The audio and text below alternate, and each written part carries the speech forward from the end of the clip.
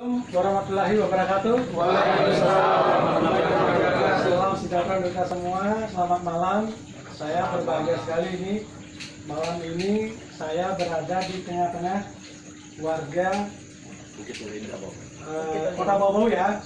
Kota Bau-Bau. Saya sebenarnya tidak rencana di sini. Jadi saya perjalanan dari Raha karena memang ada urusan di sini. Saya sempatkan hadir di tengah-tengah Bapak Ibu sekalian. Jadi saya ingin tahu sebenarnya seperti apa sih sebenarnya penilaian Bapak-Bapak, Ibu-Ibu terhadap pemerintahan hari ini loh. Mungkin dari Bapak dulu. Dengan Pak siapa Pak? Bapak bisa sini Pak. Dengan Pak siapa? Pak Amir. Pak Amir. Ya. Kira-kira bagaimana penilaian Bapak terhadap pemerintahan Pak Jokowi hari ini? Ya untuk saya pribadi saya penilaian Pak Jokowi ya sudah baik lah. Mungkin masih ada sedikit kekurangan, terutama seperti apa yang kami pendam selama ini, yang pernah kami kerjakan, yang selama ini kami pemerintah, terutama kami honorer ini sudah bertahun-tahun kami bekerja, tapi sampai sekarang kami belum terrealisasi, hanya janji-janji melulu kepada kami. Padahal dulu pernah menjanji pengangkatan jadi PNS yang seperti sebelumnya masa Pak Jokowi. Ya. Dulu sudah pernah sering dirapatkan di DPR, itu katanya sudah mau diangkat, tapi ternyata sampai sekarang belum ada realisasi. Sekarang yang lagi yang P3K, tapi sampai sekarang juga belum begitu jelas. Oke, jadi gini Pak, saya bisa pahami sekali kondisi yang Bapak alami gitu Pak ya, terkait dengan masalah honorer Pak ya. Sudah berpuluh tahun mungkin barangkali sudah mengabdi, dijanjikan mungkin oleh kepala daerah atau perangkat-perangkatnya akan diangkat gitu, tapi karena memang ada problem keuangan daerah, kemudian juga mungkin jumlah PNS terlalu besar itu, saya bisa pahami bahwa tidak gampang untuk mengambil sebuah kebijakan yang serta-merta bisa mengangkat itu semua gitu.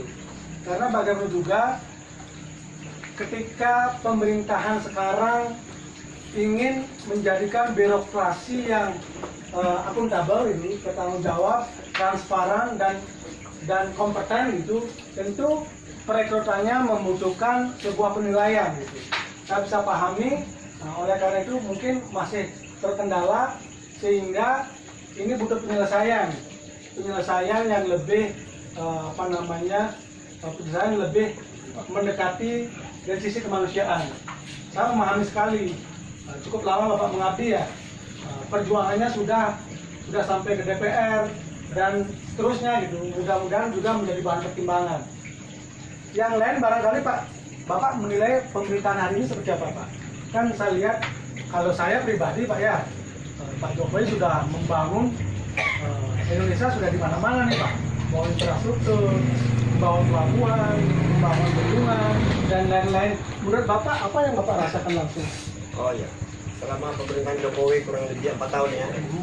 Jadi banyak sekali beliau memberikan akses jalan seperti di Papua. Kalau dulu era yang sebelumnya tidak ada di akses jalan. Dalam era Jokowi ini masyarakat Papua itu sudah menikmati jalan. Jadi beliau ini betul-betul seorang pemimpin yang bijaksana lah.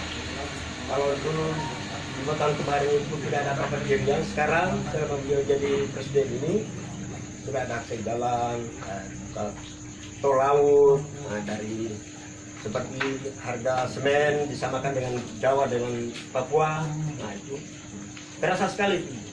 Namun kita di Bau-Bau juga ini ingin sekali supaya ada perhatian pemerintah pusat terhadap daerah, terutama yang honorer ini, harapan masyarakat ini. Kedua, masalah kesehatan, terutama kartu Indonesia Sehat, kartu Indonesia Pintar dengan BPJS. Kira-kira ketika misalnya masyarakat sakit itu mudah nggak mengakses? Artinya kalau orang dulu kan takut ke dokter ya, takut ke rumah sakit karena biaya mahal gitu. Hari ini dengan kondisi ada kartu Indonesia Sehat, ada BPJS, itu bagaimana Pak? Alhamdulillah selama beliau jadi presiden ini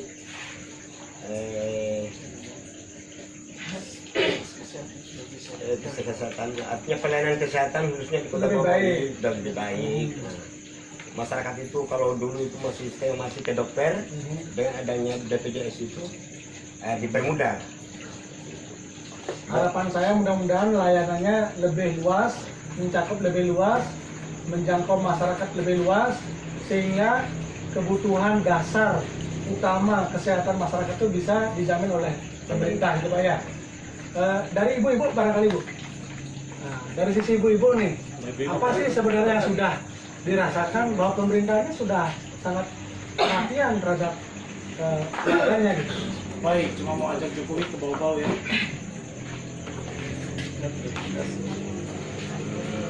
Bisa dikerasin Bu suaranya Bu. Kami dalam menikmati adanya dengan PKH Keluarga Harapan. membantu agar dengan adanya PKH seperti sekolah gratis. Sekolah gratis. Ibu anak udah SMA, SMP atau SMA? Ya alhamdulillah ya, ibu bisa mendapatkan kemudahan dengan adanya program Keluarga Harapan itu ya. Tentu kita tidak berharap masyarakat atau jumlah masyarakat miskin itu bertambah gitu ya. Saya berharap sekali memang pemerintah sangat serius menangani masalah kemiskinan sehingga tingkat kemiskinan bisa dikurangi. Saya sendiri tahu bahwa Bau-Bau ini kan kota jasa, kota perdagangan ya, sejak zaman kerajaan gitu ya. Nah, kira-kira bagaimana kehidupan masyarakat di sini dari sektor itu, sektor jasa itu? Kira-kira ada yang bisa menjawab? Ada yang bisa mengomentari itu? Saya lihat pelabuhannya udah tambah diperluas itu. Pelabuhan Bau-Bau, Andre. Pelabuhan sih. Jadi Bogor nih. Jadi mungkin itu yang bisa saya dapatkan dari pengalaman masyarakat langsung di sini. Nah, terkait dengan ini Pilpres ini kan udah semakin dekat gitu ya. Sementara tim kampanye nasional, tim kampanye pemenangan daerah kan sudah terbentuk nih. Kira-kira menurut penilaian Ibu dan Bapak bagaimana? Ada sebuah gerakan-gerakan nggak kira-kira yang dirasakan bergerak untuk memenangkan Pak Jokowi ini? Kira-kira gimana sih? Terlihat nggak? Saya lihat kok belum ada atribut-atribut Pilpres tuh pemenangan Pak Jokowi itu gimana? Kayaknya kalau di bawah ini sepertinya belum terbentuk ya. Sementara ini Pilpres ini kan tinggal hitung bulan, Ya. tinggal 80 hari sekian. Di bawah ini sepertinya tim dari kota ataupun dari provinsi itu maupun dari pusat tidak ada sekali. Jadi kita masyarakat kota Bau-Bau ini ingin mengharapkan ada perhatian tim dari pusat maupun daerah agar kita diberi motivasi untuk memenangkan Jokowi. Ya. Terutama atribut Ya. atribut seperti kalau ada umpamanya baleho atau bendera-bendera seperti itu, kaos, itu yang diharapkan dari tim daerah ataupun dari pusat. Saya kira itu saja. Oke.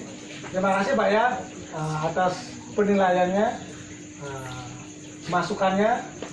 Saya sendiri sebagai tim relawan, bukan struktural, non struktural, saya memang berharap sekali tim struktural itu sebagai penggerak utama Pak.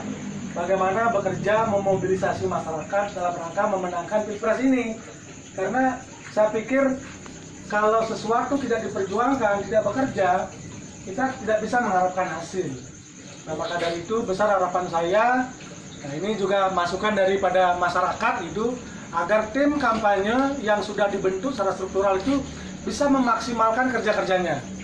Nah, harus turun langsung ke masyarakat, menyapa masyarakat, kemudian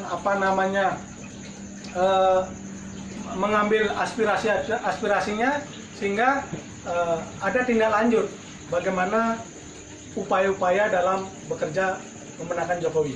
Kira-kira Bapak-bapak, Ibu-ibu, masih ingin Pak Jokowi nggak? Masih. Siap mau menangkan nggak? Siap. Oke, mungkin sekian yang bisa saya sampaikan dari Kota Bau-Bau. Selamat malam. Assalamualaikum warahmatullahi wabarakatuh. Waalaikumsalam.